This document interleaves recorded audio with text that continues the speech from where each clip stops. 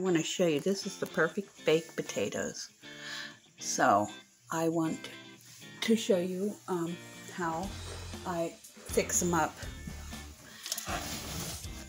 But you see how golden brown? Now you want to bake, you want to wash your potatoes, take the eyes out, poke some holes in the top and the bottom, put it on a pan with some parchment paper in the oven at 475 degrees. Bake them for about an hour. Make sure you flip them. Make sure you put water in your pan and then flip them about 20 minutes after putting them in, and then flip them again in another 20 minutes after that, and then let them bake, and they should turn out nice and golden brown on top and bottom. Okay, I'll be back after I plate them up. Okay guys, here's the potatoes. Now I put onion powder, garlic powder, black pepper, salt, and chives. And there you have the perfect baked potato.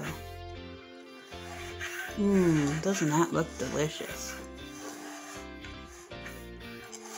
If you have vegan margarine, you could put some of that in there if you want. Or, I have an idea. I'll be right back.